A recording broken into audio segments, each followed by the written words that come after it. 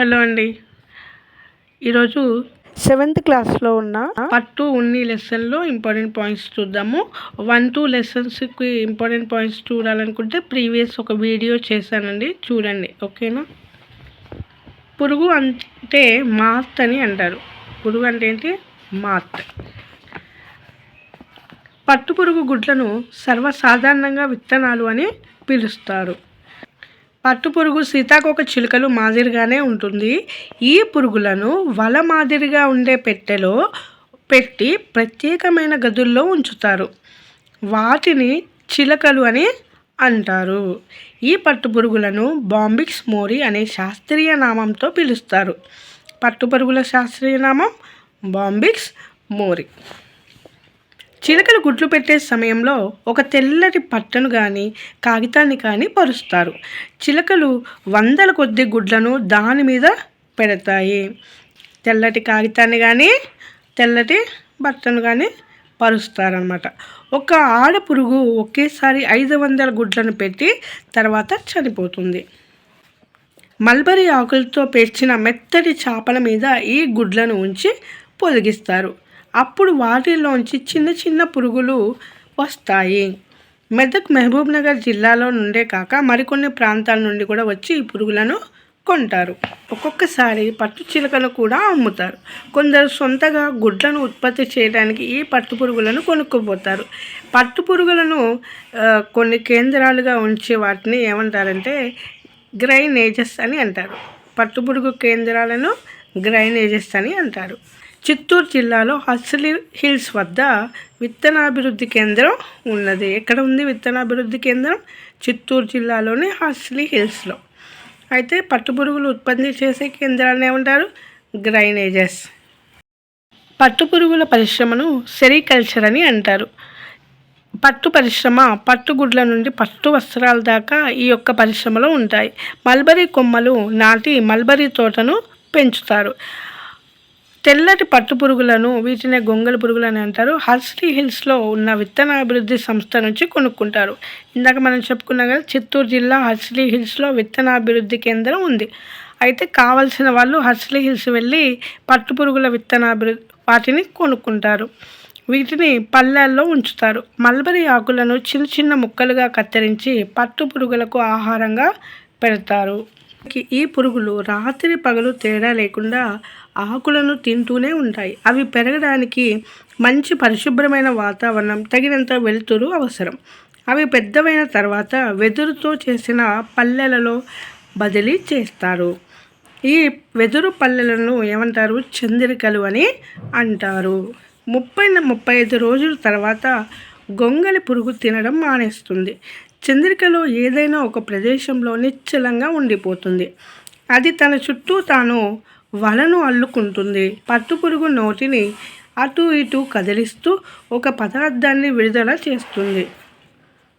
గాలి వేడి తగలగానే ఆ పదార్థం గట్టిగా అవుతుంది. ఇదే పట్టుదారం. గొంగళి పురుగు దారంతో తనను తాను కప్పుకుంటుంది, వల మాదిరిగా అల్లుకుంటుంది. చివరికి పురుగు మొత్తం మూసుకుపోయేలాగా గూడు అల్లుకుంటుంది. ఇది చూడడానికి ఒక మూసిన సంచి మాదిరిగా కనబడుతుంది. దీన్నే పట్టుకాయ కకూన్ అని అంటారు. పట్టుపురుగు డింబకం కకూన్లో అనేక రకాల మార్పులు చెంది పట్టుపురుగుగా మారుతుంది. 2-3 వారాల తర్వాత పట్టు చిలకలు కకూన్ నుండి బయటకు వచ్చి ఎగిరిపోతాయి. కాబట్టి మనం చాలా జాగ్రత్తగా ఉండాలి. కకూన్ ఏర్పడిన 2-3 రోజులకే వాటిని పళ్ళెం నుంచి తొలగించాలి. 2-3 వారాలైతే చిలకలుగా మారి అవి ఎగిరిపోతాయి. సో అవి ఎగిరిపోకుండా 2-3 రోజులకే వాటిని ఏం చేయాలి? పళ్ళెం నుంచి తొలగించాలి. అంటే మనం ఇందాక ఏమనుకున్నాం? వెదురు పళ్ళాలను ఏమంటారు? చంద్రికలు అంటాం కదా. సో వాటి నుండి తొలగించాలి. డింబకాలను చంపడానికి స్టిఫింగ్ అని అంటారు. వీటిని ఏం చేస్తారు? 2-3 రోజుల తర్వాత పళ్ళల్లో వేసి వాటిని ఆ డింబకాలని 10-15 నిమిషాల పాటు వేడి నీటిలో ఉడికిస్తారు. దాన్ని ఏమంటారు? స్టిఫింగ్ అని అంటారు. కకూన్ ఉడికించడం వల్ల డింబకాన్ని చంపవచ్చు. లేకపోతే అది పట్టు చిలకగా మారి కకూన్ను పగలగొట్టుకుని బయటికి వస్తుంది. దానివల్ల కకూన్లో పట్టుదారం తెగిపోతుంది. అటువంటి కకూన్ నుంచి బట్టలు నేయడానికి సరిపోయే నాణ్యమైన పట్టుదారాన్ని పొందలేము. అందుకనే వాటిని ఎగిరిపోకుండా పళ్ళల్లోంచి తీసి డింబగాలను చంపడానికి 10-15 నిమిషాలు వేడి నీటిలో ఉడికిస్తారు. దాన్నే స్టిఫింగ్ అని అంటారు. స్టిఫింగ్ చేసినట్లయితే కకూన్లను ఎక్కువ కాలం పాటు నిల్వ చేయడానికి వీలు ఉంటుంది. రీలింగ్ కేంద్రాలకు ఈ పద్ధతి అవలంబిస్తారు. ఈ కకూన్లను సీలింగ్ చేసి బస్తాలలో ఉంచి మార్కెట్లో అమ్ముతారు. స్టిఫింగ్ చేయని కకూన్లను వారంలోపే అమ్మాల్సి వస్తుంది.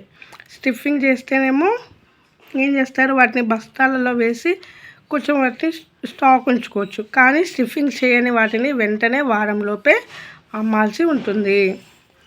మీకు తెలుసా, మల్బరీతో పాటు టస్సర్ పట్టు, దీన్నే దేశాలి పట్టును అంటారు, కూడా మన రాష్ట్రంలో ఉత్పత్తి చేస్తారు. కొన్ని రకాల పట్టు పురుగులు టర్మేనేలియా, ఓక్ చెట్లపైన పెరుగుతాయి. వాటి గుడ్ల నుంచి టస్సర్ పట్టును ఉత్పత్తి చేస్తారు. ఎక్కువగా గిరిజనులు ఇటువంటి పట్టును ఉత్పత్తి చేస్తుంటారు. ఇటువంటి పట్టు మొక్కలను కరీంనగర్, ఆదిలాబాద్, వరంగల్, ఖమ్మం ప్రాంతాలలో పెంచుతుంటారు. వేటిని? పట్టు మొక్కలను. నెక్స్ట్, రీలింగ్ విధానం. కకూన్ నుంచి దారం తీయండి. కకూన్ పట్టుదారాల కోసం వేడి చేస్తున్నాం. పట్టుపురుగు కకూన్ను దారాలతో ఏర్పరచుకుంటుంది. పట్టుపురుగు కకూన్లో 2 రకాలైన ప్రోటీన్లు ఉంటాయి. ఏంటంటే సెరిసిన్, ఫైబ్రోయిన్ అనేవి 2 రకాల ప్రోటీన్లు పట్టు దారంలో ఉంటాయి. వీటి వల్ల పట్టుదారం గట్టిగా ఉంటుందన్నమాట. కకూన్లను వేడి చేయడం వలన దారాలు సులువుగా బయటికి తీసి కండెలకు చుట్టడానికి వీలుగా మారుతుంది. పట్టుకాయ నుంచి పట్టుదారాన్ని తీయడాన్ని మనం రీలింగ్ అని అంటాం. దీనికోసం రీలింగ్, ట్విస్టర్ అనే ప్రత్యేకమైన యంత్రాలను ఉపయోగిస్తాం. కకూన్ల నుంచి పట్టుదారాలను తీయడంలో చాలా జాగ్రత్తగా అవసరం. రీలింగ్ ద్వారా తీసిన దారాలలో 3 నుంచి 8 దారాలను కలిపి చుట్టి పట్టు నూలు తయారు చేస్తారు. దీన్ని శుభ్రం చేసి విరంజనం చేసి తర్వాత కావలసిన రంగుల్లో ముంచుతారు. మగ్గాల మీద రకరకాల డిజైన్లలో వేస్తారు. ఈ రీలింగ్ కేంద్రాలు ఎక్కడెక్కడ ఉన్నాయంటే నంది కొట్కూర్, హైదరాబాద్, కరీంనగర్లలో కూడా ఈ యొక్క రీలింగ్ కేంద్రాలు ఉన్నాయి. నెక్స్ట్, పోచంపల్లి ఊరును తెలంగాణ పట్టణం అని అంటారు. ఇది గుర్తుపెట్టుకోండి, పోచంపల్లి ఊరును తెలంగాణ పట్టణం అని అంటారు. నేను చెప్పేది academic text book, new text book అండి. ఈచ్ అండ్ ఎవ్రీ పాయింట్ నేను కవర్ చేస్తున్నాను. మీరు ఇవన్నీ కూడా గుర్తుపెట్టుకొని ఎగ్జామ్ బాగా రాయొచ్చు. తెలంగాణలో పోచంపల్లి పట్టు చాలా ప్రసిద్ధి చెందినవి. పోచంపల్లి పట్టును టై అండ్ డై లేక జమదాని పట్టు అని కూడా పిలుస్తారు. టై అండ్ డై లేక జమదాని పట్టు. బనారస్, కాంచీపురం, ధర్మవరం, నారాయణపేట, కొత్తకోట, పోచంపల్లి ఇలా రకరకాల పట్టు వస్త్రాలు ఉంటాయి. టస్సర్ పట్టు, మూంగా పట్టు, కోసా పట్టు, ఈరి పట్టు ఇలా రకరకాల పేర్లు. పట్టుతో షాటిన్, క్రేప్ వంటి ఇతర రకాల వస్త్రాలను కూడా తయారు చేస్తారు. ఇది ఒక పట్టు పురుగు ఫ్లో చార్ట్ అండి. గుడ్లు, లార్వా అండ్ ప్యూపా తర్వాత ఇమాగో లేకపోతే ప్రౌఢ జీవి. ఈ ఫ్లో చార్ట్ గుర్తుపెట్టుకోవాలి. నెక్స్ట్, మీకు తెలుసా, ఒక కకూన్ నుంచి 1000 నుంచి 3000 అడుగుల పొడవైన దారం లభిస్తుంది. ఒక 500 గ్రాముల పట్టు తయారీ చేయడానికి 2000 నుంచి 3000 వరకు కకూన్లు అవసరమవుతాయి. దాదాపు 5 లక్షల అడుగులు లేక 1000 మైళ్ళ కంటే ఎక్కువ పొడవు ఉంటుందన్నమాట. నెక్స్ట్, జంతువుల వెంట్రుకలను ఉన్ని లేదా ఫ్లీస్ లేదా ఫర్ అని కూడా అంటారు. జంతువుల ఉన్నును ఉన్ని, ఫ్లీస్, ఫర్ అని కూడా అంటారు. ఉన్ని వెంట్రుకలలో ప్రోటీన్, కెరటిన్లను కలిగి ఉంటాయి. ఇప్పుడు మనం నేర్చుకునేది ఉన్ని గురించి. ఇంతకుముందు వరకు పట్టు గురించి. పట్టులో ఏమేమి ఉన్నాయి? పట్టుదారంలో సెరిసిన్, fibroin. ఉన్నిలో protein, keratin. Okay. Marino జాతి గొర్రె నుంచి నాణ్యమైన ఉన్ని లభిస్తుంది. అందుకోసం వాటిని ప్రత్యేకంగా పెంచుతున్నారు. ఉన్ని 3 నుంచి 5 అంగుళాల పొడవుగా, సన్నగా, మృదువుగా ఉంటుంది. ఇది చాలా విలువైనది. ఇది మెరినో జాతి గొర్రె. ఒక మెరినో గొర్రె సంవత్సరానికి 5 నుండి 18 కిలోల ఉన్నిని ఉత్పత్తి చేస్తుంది. రాజస్థాన్లో నివసించే ఒంటె వెంట్రుకలు, కాశ్మీర్లో నివసించే అంగోరా గొర్రె వెంట్రుకలు ఒకే విధంగా ఉండవు. ఒంటె వెంట్రుకలు గరుకుగా, ముతకగా ఉంటాయి. కొన్ని జంతువులలో గరుకు వెంట్రుకల కింద మెత్తగా ఉండే ఉన్ని ఉంటుంది. అంగోరా గొర్రె మరియు మెరినో గొర్రెలు ఉన్ని చాలా మెత్తగా ఉంటుంది. వాళ్ళు గొర్రెల ఉన్నిని కత్తెరలతో కత్తిరిస్తున్నారు. సాధారణంగా వసంత ఋతువులో మాత్రమే గొర్రెల ఉన్నిని రేజర్లతో తొలగిస్తారు. ఈ పద్ధతిని కత్తిరించడం లేకపోతే షీరింగ్ అంటారు. షీరింగ్ చేసేటప్పుడు గొర్రెల చర్మానికి దెబ్బ తగలకుండా గ్రీజును పూస్తారు. షీరింగ్ చేసిన వెంట్రుకలను తొట్టిలో ముంచి తెడ్లతో కలుపుతారు. సాధారణంగా షీరింగ్ చేసిన వెంట్రుకలను పారే నీళ్లలో ముంచి కడుగుతుంటారు. గ్రీజు, దుమ్ము, ధూళి తొలగించడానికి రకరకాల రసాయనాలను ఈ తొట్లలో ఉండే నీటిలో కలుపుతారు. ఇలా చేయడాన్ని కడగడం లేదా స్కోరింగ్ అని అంటారు. కత్తిరించడాన్ని ఏమంటారు? షీరింగ్ అని అంటారు. కడగడాన్ని స్కోరింగ్ అని అంటారు. దానివల్ల వెంట్రుకలు మెత్తగా అవుతాయన్నమాట. గరుకుగా ఉన్నవి, మెత్తగా ఉన్నవి, తెగిపోయినవి, పొడవుగా ఉన్నవి ఉన్ని వెంట్రుకలను వేరు చేసి కట్టలు కడతారు. దీంతో పాటు ఉన్ని వెంట్రుకలలో చిక్కుకుపోయిన ఆకులు, పుల్లలు తొలగిస్తారు. ఈ పద్ధతిని వేరు చేయడం లేదా ఊల్ క్లాసింగ్ అని అంటారు. ఫ్లీస్ అనే మెత్తటి ఉన్నును వేరు చేస్తారు. విరంజన పదార్థాలు, రంగులు ఉన్నాయి. ఉన్ని దారాలను ముందుగా విరంజనం చేసి తర్వాత రకరకాల రంగులలో ముంచుతారు. తర్వాత వీటిని దువ్వెనలతో దువ్వుతారు.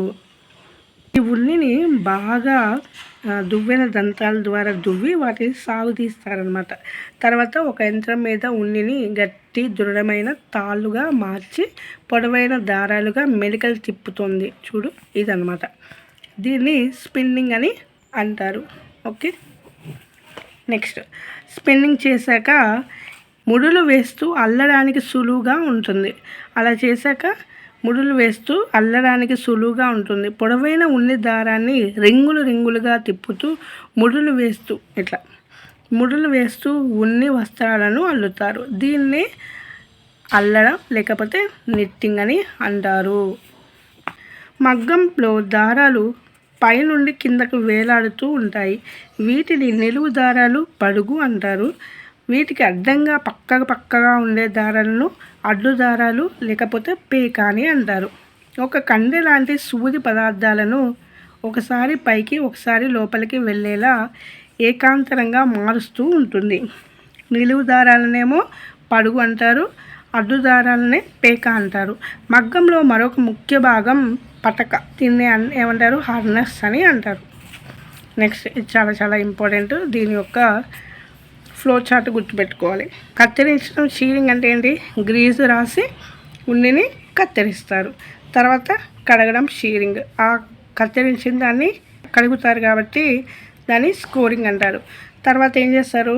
దాంట్లో ఉన్న పొడుగువి, పొట్టివి అన్నీ కూడా వేరు చేసి కట్టలు కడతారు. సో వేరు చేయడాన్ని ఏమంటారు? సార్టింగ్ అంటారు. తర్వాత ఏం చేస్తారు? విరంజనం చేస్తారు. విరంజనం చేయడం అంటే రంగులలో ముంచుతారు. దాన్ని బ్లీచింగ్ అని అంటారు. తర్వాత రంగులు వేస్తారు. దాన్ని డైయింగ్ అని అంటారు. తర్వాత ఏం చేస్తారు? వాటిని దువ్వెనతో దువ్వుతారు. సో దాన్ని కార్డింగ్ అంటారు. దువ్వినాక చుట్టలు చుడతారు. రోలింగ్ చేశాక వడకడం అంటే స్పిన్నింగ్ అంటారు. స్పిన్నింగ్ తర్వాత అల్లడం, నిట్టింగ్ అంటారు. ఉన్ని బట్టలు. పట్టు, ఉన్ని కూడా పత్తి వంటి సహజ దారాలే. పత్తి ఇది ప్రధానంగా ఒక ప్రోటీన్. పట్టు అనేది ఒక ప్రోటీన్. ఈ ప్రోటీన్లో పట్టుదారులో ఏముంటాయి? సెరసిన్, ఫైబ్రోయిన్. పత్తి ఇది ప్రధానంగా సెల్యులోస్ అనే కార్బోహైడ్రేట్ పత్తిలో ఉంటుంది. మీకు తెలుసా? ఉన్ని అధమ ఉష్ణవాహకం. ఉన్ని దారాలలో గాలి నిల్వ ఉంటుంది.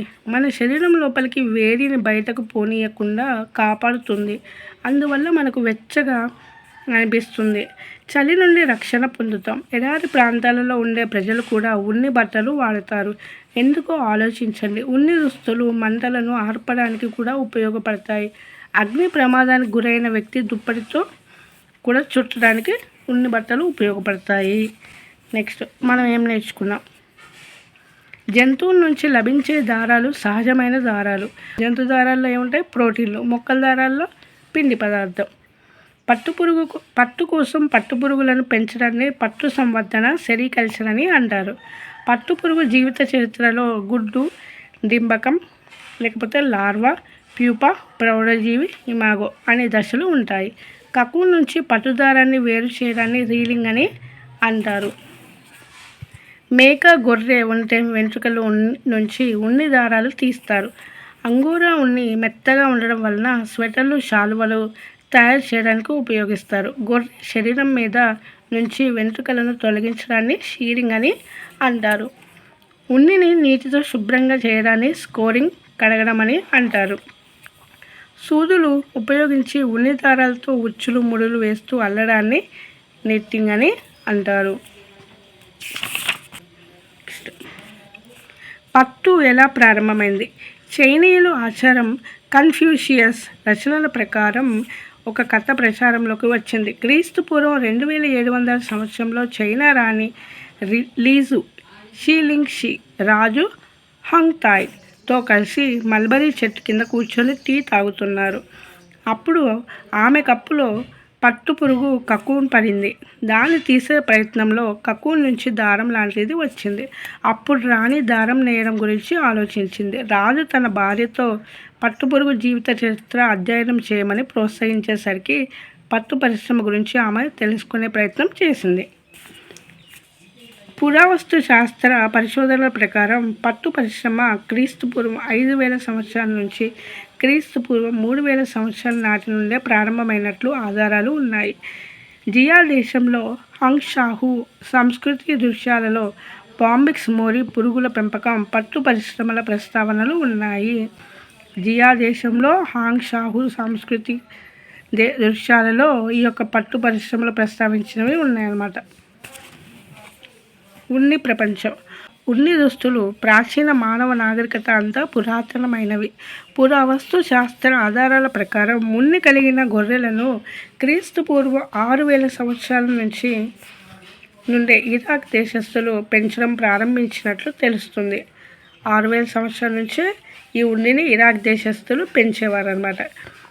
ఉన్నితో చేసిన ఆభరణాలు క్రీస్తు పూర్వం 3000 నుండి 2000 సంవత్సరం క్రితం నాడే ఉపయోగించారు. 15వ శతాబ్దంలో బ్రిటిష్ వాళ్ళు ఉన్నిని దొంగచాటుగా అమ్మడం నిషేధించారు. నాటికి సంబంధించిన చట్టాలను రూపొందించారు. ఇందులో భాగంగా ఎవరైనా ఉన్నిని దొంగలిస్తే చేతులు నరికేవారు. పారిశ్రామిక విప్లవం అధిక మొత్తంలో ఉన్నిని ఉత్పత్తి చేయడానికి నాంది పలికింది.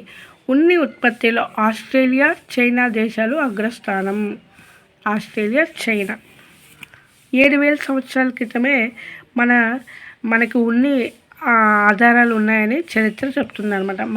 మన దేశంలో 7000 సంవత్సరాల క్రితమే వాడుకలో ఉన్నాయి. క్రీస్తు పూర్వం 5000 సంవత్సరాల నాటికి నేత మగ్గాలు ఉపయోగించినట్లు చారిత్రక ఆధారాలు ఉన్నాయి. అంతే అండి, ఈ లెసన్ కంప్లీట్ అయిపోయింది. Thanks for watching.